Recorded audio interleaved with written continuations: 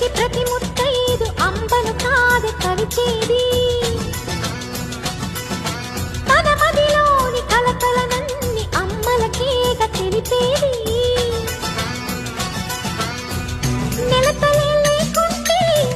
దేవుడికి నెలవేది భక్తులే రాకుంటే గుడికి ఇక వెలుగేది దయతోటి కుంకుమ